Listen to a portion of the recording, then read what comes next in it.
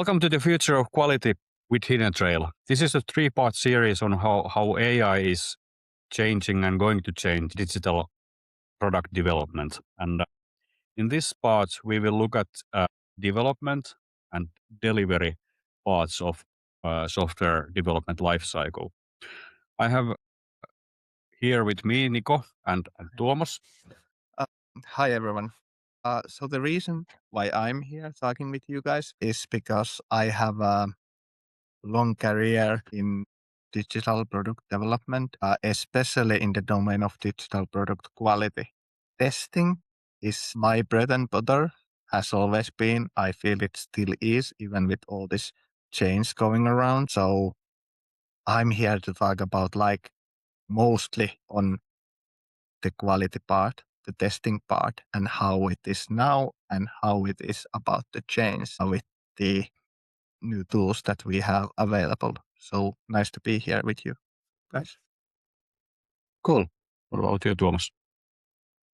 I'm here to shed light maybe more on the delivery part. So I've been working in quality for a long time.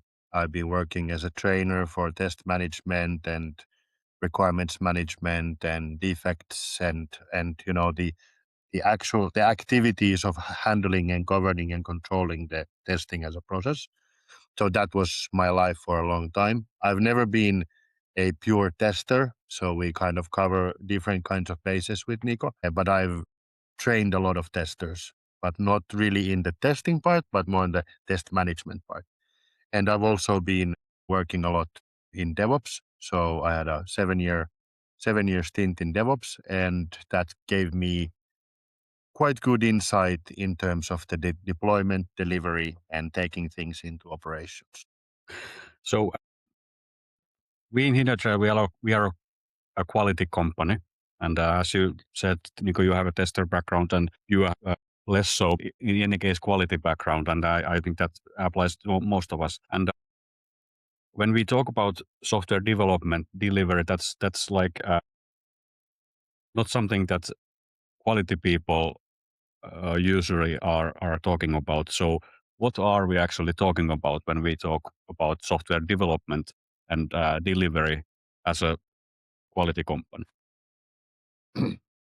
Maybe I'll start with this because when people talk about software quality, usually the first thing they think about is testing. But probably when I talk about a tester, it's actually much more than what is traditionally considered testing. I'll talk on this very briefly. When people, especially people who are not really familiar with the testing domain, talk about testing, they think about usually two things: following scripted steps to make sure that something works just as it was designed to do, or writing automated tests that basically make the same thing, or make the machine do the same thing. But that's not what I think about testing. Basically, only when I talk about testing or myself as a tester, I think it's about making sure that everyone knows what is the current state of the product, what is the current state of the quality, be it good or bad, what is working, what is not working, the methods, the practicalities, the tools that help me to relay that information from the product to developer to different stakeholders. They change with time. So for me, when I talk about testing, when I talk about quality, it's actually about understanding what we have now, understanding where we want to go, and understanding how to get there to help uncover that. So how I would kind of tie this, how I see testing role into how it fits to all this development, how it fits into all this delivery, for example, is that when I talk about myself to the development team, I don't refer often to myself as a tester, but as a developer with quality focus. So I use my testing skills and those tools to help the team develop the product that aligns with the known understanding and the desired direction. And that's how I help the development process forward with the knowledge that we have managed to gather with tools, with techniques, etc. That's really interesting. So from your point of view, you're talking about quality as a holistic thing, and in the R&D team, your role as a developer with capabilities or quality hat, so to say. I think that's really what the agentic development and the future needs. That's really in the core. Like in the previous episode, I talked about the three voices and how product, quality, and development come together. In my mind, development and delivery, and in our life as hiddenians, as in Hidden Trail, I feel like we're everywhere. I feel like our cause is everywhere. And I'm really happy that we can touch those topics more these days. It's not like there's a bastion of development and the developers hold fort in the bastion of development, or which is a huge anti-pattern in my mind, DevOps, that there's a DevOps team. I mean, that was never the idea of DevOps. Delivery should be something that is owned by the team and owned by the people who are creating the product, and there should be a platform under it which then enables all those things which are driven and owned by the team. So I'm really happy that we can proudly and loudly talk about development and delivery as a quality company. And my viewpoint into it is that it is the core of success in the future as we move to faster and faster development cycles. Yeah. And as someone who has a developer background myself, like back when I was a developer, it was all about like more about the journey than the destination, and it was more about like crafting algorithms and the fun in it, like what was really great. But also downsides were that since I really didn't have any tools to like guide me through the development process, I ended up in like this forever like loops in trying to fix something, changing something, fixing it, and it was sometimes never ending, and it was not efficient at all, and it was even frustrating to me. So I think there are new like ways of doing this. Of course, at some point along came like unit tests and all the test automation that helped me as a developer to get information on what I am doing now and how far I'm off, or having information basically from what I do. So how is this changing now? We have lots of automated tests, for example, created by developers and unit test, integration tests, stuff like that. How do you see this evolving? Yeah. So for me, it's maybe again easier to first describe the problems. I feel that whenever I go to a new client, it's most of the time it's the same problems. And the root cause, the main problem is that implementing good quality practices, good testing practices, implementing good test automation, it's, in my opinion, one of the most difficult aspects of software testing, especially if you want to make them something that is beneficial and remain beneficial and pay back the money that you put into developing them. Because you have to think about, you mentioned test automation. Mm. If you start doing test automation, it is not something that you just throw together with your left hand. Sorry for all the lefties out there. But it is actually something that you need to think of as a project. You have to maintain, you have to get developers to buy in so that they actually spend time on it. So that's one problem, like testing and building quality pipelines, quality gates, whatever. It's actually difficult. It's not an easy thing to do, and they are hard to maintain. And the other thing is that testing is often misunderstood when it comes from the higher ups. That they see testing as a cost instead of a resource. So that's one problem. How can we actually, returning to you asked, like, how is all of this going to change? I have kind of like two lanes that I'll touch briefly, and then we can go back to them more in depth. One lane is this, that providing these automated information generators is way easier. For example, test automation. Previously, when I talked like someone wants to build test automation, I would say, really, really think about it.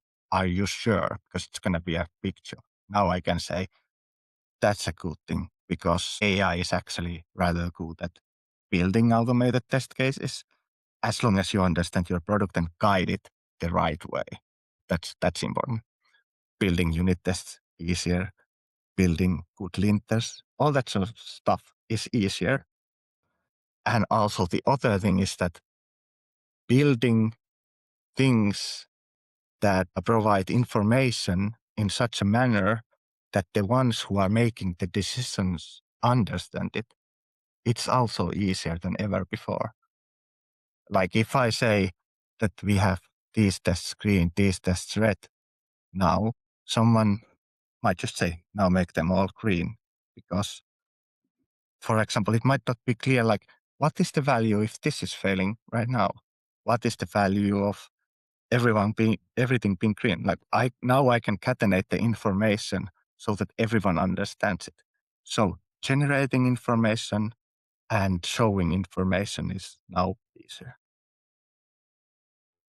Yeah. So what will be changing in the future in the terms of quality and development and delivery? I'll go from the quality engineering suite route. Like that's familiar for me because we've been building it for the last half a year or year, and we've been kind of packaging all the knowledge that we have right now and our assumptions. So the Hidden Trail Quality Engineering Suite, which is basically an agentic framework for improving quality, improving the background information, improving the capability to decide in different parts of the software development lifecycle. So way I think about the future of development and delivery in the age of generative AI and the agentic development is like, when I'm let's say in the previous episode, we talked about intent and requirement engineering and all that. Okay, now I get a nice story. I got a good story. I create my feature branch, I start developing. Whether or not I click the button on Claude and say, build me this, or I start developing for organic way. During the time that I develop, I want to get also the information, not only the technical information, what is my integration test plan, what was the contract in our API that we are using. You cannot remember all of this, but also the user journey. So in the quality engineering suite, we enrich also the developer experience and the developer knowledge during the development moment, so that you can run those agents basically from command line or from a user interface. These days, creating a new user interface, like it's an hour or two. So you can do it in any way you want. So how does the world change for the developer desktop with this capability? Is that you can get all that information about testing and about integrations and about user journeys and improve your code on the spot, which leads you to a pull request. So our life still, revolves around pull requests and merge requests, depending on if you use GitHub or GitLab. So you want a clean pull request. You don't want to start cycling there and say like, was it this? Was it that? No, you wanted to go there clean. So the quality agents that we provide are basically that. It's the future is to whether you are using agentic development or you are using vanilla kind of organic coding, those quality agents, quality engineering agents will give you more information to make the decisions to create a clean pull request. Yeah. Good points about the quality engineering suite. Like what you mentioned developer experience, and like how does it like help? Let's look at this from a couple of different roles. Like how is it helping developer to like get going or keep going when they are developing something? Let's look at it from developer and then from the tester perspective, for example. One of the big things, as we've discussed in the first episode, is context. Like you have good information and documentation about the product. And one of the parts in when you have your feature branch open and you're making changes is to use those change analysis agents to give you blast radius. So I'm changing these things, but what else is impacted by my change? In enterprise software, for an example, I know easily 12 repositories can work simultaneously to create one piece of one functioning software, and it's just one software. How many software is used by a company on average? I think about 300 or something. Hundreds, yeah. So imagine the complexity. So if you can see blast radius, if that will give you more confidence. So I know I'm changing this, and I know it's impacting that, and I know the risks, already open risks are this, and I all know the technical debt, which is also risky, is that. It gives you a huge confidence boost to know that you are not in a little silo changing something and then throwing it over the wall to the delivery. And then suddenly when you are starting to integrate and the delivery is going forward, then something breaks and then it leads back to you. And you're like, I didn't know that, this was so complex. So I feel like from a developer experience point of view, people are saying, don't hire juniors anymore. No, I'm saying hire juniors. Juniors have fresh mind. Kids these days are smart and they have all these capabilities now. So I think that's a game changer. Yeah, that's really refreshing and like all this talk about like how like not so experienced people are losing in the IT world, and like it's good to have some hope, I guess. Yeah, about like I like to see like all these agents working in the development phase before the pull request is created. It's like that's more like a developer domain. But when the pull request is there and it's ready for review and the team can see it and it's like enriched with information from these CI pipelines that how well did it do and stuff like that. So how will like tester role or product owner role benefit from that? How do you see it? Yeah. So I will maybe again describe it, comparing it to my, let's say, traditional workday. But first I want to say that when the developer says that I had no idea that it's going to break, I would say that probably as a tester, I would have warned them already. But anyways, like the thing you mentioned that, like you also mentioned that, Tuomas, that you feel safer when you put things into production. But I feel that that's the first thing that has changed also for me as a tester. previously, the first problem I encountered is that someone put something on my table that I, as someone who has specialized in trying to find risks, usually instantly find something and have to return it like almost instantly. But we have been able to create like first automated exploratory testing bots, agents that are able to do this first layer of smoke testing that find probably like 90% of the defects already. And like I don't have to run them as the tester. I can just ask the developer, so did you make it do the exploratory testing? If the answer is no, I say like I'm do that first. That's the like first thing. And after that, often like it was really hard to understand the pull request. The comments were not good. Now I can spar with my AI partner. Like, can you explain this to me? Like, I'm not that technical. Can you explain what is happening in the database? How does this compare what they actually wanted to implement? Like you mentioned, blast radius, I can ask about that one as well. Really useful things so that I can focus my always limited time. So it helps me focus on the things that are most risky. And then maybe the last big thing that I would mention here is that after that, if we have decided to have like a test automation suite, for example, UI tests. So in this new world of ours, those tests are probably already generated when I get the thing. So for me as an expert, the responsibility is now more of making sure are these testing the right things? Are they good? Should I maybe remove some of them against par with data? Like, did you think about this?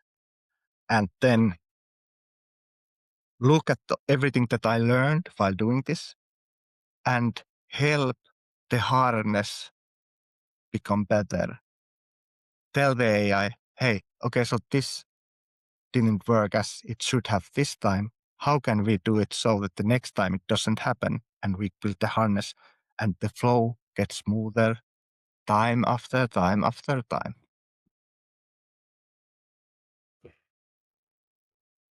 Yeah, that was interesting. And then about the delivery phase and like how what kind of like new winds are blowing over there. So can you tell us about that? Sure. So software delivery usually goes like this, that when as we talked about pull requests, that's the kind of end of a change for a single developer point of view. So you created something, or the team created something, and they have probably they are starting to integrate, they're starting to merge that into the main code base, and then they are starting to integrate all those things together, backend, front end, APIs, all that. And then there's a deployment.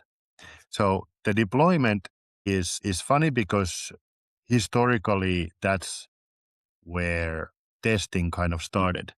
Actually, that was often when test case creation even started.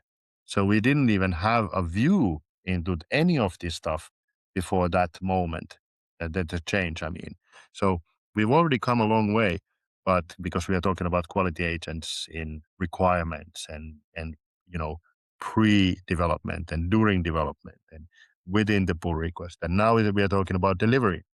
So when we go to the deployment, I personally think that it's super important that, for an example, in the 3 voices sessions, when we start to have this product person, developer person, and QA person, and we start developing. Let's say you have agentic development. Maybe the product person is the person who clicks the button, develop, and the system agents start developing.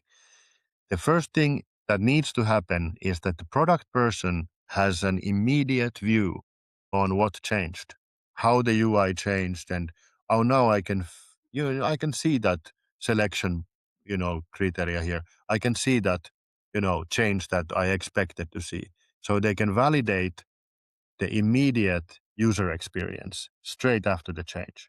And that's a kind of a DevOps thing, because it's very difficult to integrate all that stuff together, especially in enterprise side, on the moment that the code is ready. So that's the first step where the agents will help. But that's more of like development agents, like and DevOps capabilities. But then when we go forwards into deploying, we might want to run, of course, some higher level tests. We have this in the Hidden Trail Quality Engineering Suite. We have this test case factory, and of course, during the developer activity, when they are developing. So I'm a developer. I have my feature branch open, and I run these quality engineering agents. One of those is a test strategy agent, and the test strategy agent asks me, okay, what is the change? This one. Okay, so I open my test case factory. All right, your change is this, it touches those things, blast radius this. I suggest these tests. You can then click button and LLM starts creating those tests, right? And the same thing you can do when you're developing, even for the Jira ticket or the whatever ticket. And then in deployment, you might want to do end-to-end tests, or a very popular tool, Playwright, which is basically like user interface testing automatically. You can just tell the agent to say, go and click on the software, create a smoke test or something. Yeah. Or I would even go farther. You can just tell the agent that this is the thing that we are developing, go test it, and it will know and understand the context to such a degree that it will act according to the story that I'm a tester. What does a tester do? It tries to do things that someone else probably didn't think to try. Sure. So it is more independent than just like you don't have to tell it to press button. Yeah, that's true. But I kind of like, when I do agentic development, I kind of like to use Playwright because it spins not even headless, but really something that spins up the browser, and I can see that what happens there. I'm old school like that, I like to see stuff happening.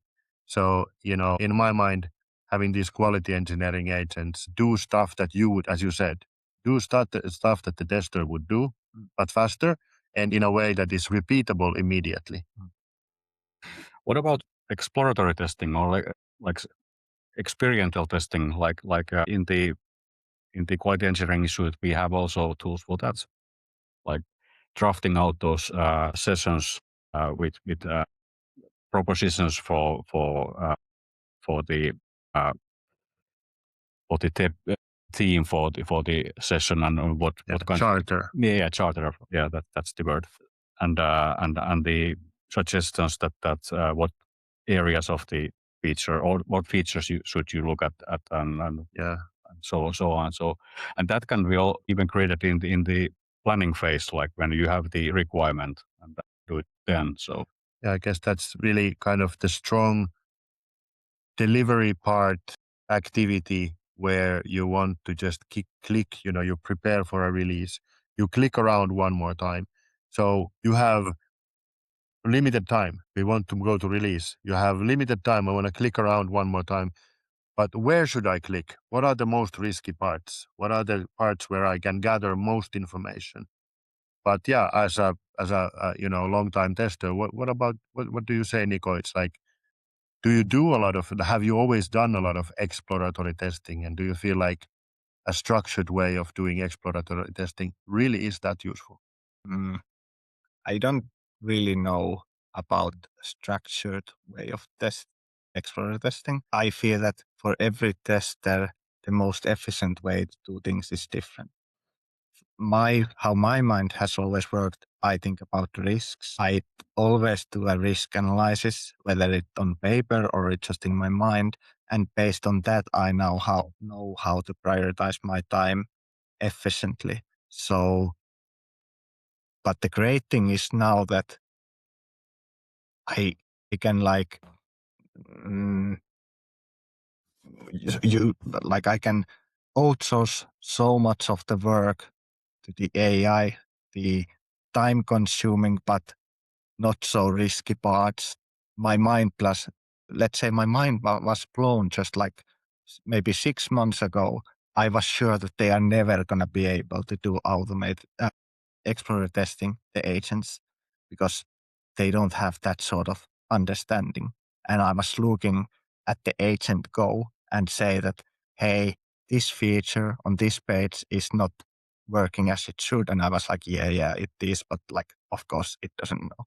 Then the agent went to the next page and it said, this is actually like this on this page. Now the thing on the previous page makes sense. I'll fix my report. It is actually functional as it should be because compared like having these two together, it's actually as it should. And that's when it hit me that this is gonna change so many things. I can actually trust this to try some things. So lots of this, like my understanding on risk and how product development work and how testing works, I no longer do so much about testing, but rather I do instructions. I pour my knowledge into this format that the agent can understand, then use my knowledge to do what I was doing alone before, basically duplicating my understanding to some degree. I don't believe they will, at least for a long time, replace what I do completely, but they get close to doing many things that I've done. I think it's time to start to close this episode. Let's talk a bit again about the future. How do you see this part of the development and digital product development lifecycle, like the development and delivery? How will they be affected in short term and in long term? I have a story from the field about this development and delivery. What's the future of development and delivery in software kind of digital product life cycles? We did this rewrite experiment, and rewrite experiment was all about creating the context. As we talked in the first episode, we talked a whole lot about product intent and context, and in that world, invariance is really important. Invariant is something that things that do not change. Like we can decide, for an example, now that we are not going to change the architecture of the software now. That would be an internal invariant. And then an external invariant would be like our customers can never take more than 15 big features a year. They cannot change that fast. So we have to balance the development and delivery has to balance on those invariants, like things that cannot change. So when we are doing this suddenly like agentic development, we create great context and we start YOLOing Claude. Like YOLOing means that you start Claude with dangerously skip permissions handle, which means that it doesn't ask you a question, it just goes. So when that finished, we created a whole lot of software, and when we started looking at it with the organization, there was really mixed feelings. I could see that some product people were quite excited. Wow, we could do this much stuff in a very short while some developers, especially kind of very experienced developers, were kind of worried. Like, okay, so where are the Easter eggs? Where are the big problems if we just ship it? If we just go to the delivery phase and push it out? Like usually you look at it really carefully. Like Niko, you were saying that when I do agents this and then I see that they do that, it means that you are actually looking at what they do because you are a professional and you want to look at it. So in the future, we have to battle with this balance of whether or not we are still the gatekeepers of what is inside the code or what is not, or we let the agents run and we just concentrate on the quality and the delivery, scalability, cost, stuff like that. So this balance thing is a big question, I think.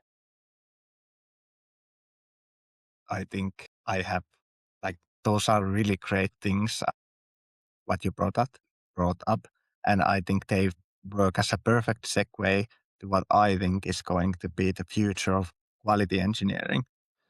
I think that quality engineers actually no longer worry that much about the product.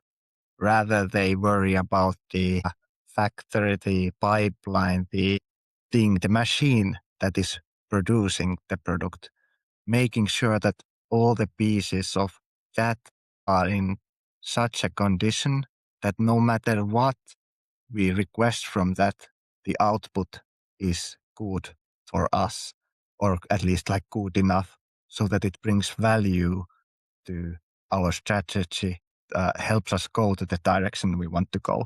So I feel that every quality engineer becomes more of a platform quality engineer, perhaps. So that's basically my view summarized on the future of quality engineering. Yeah.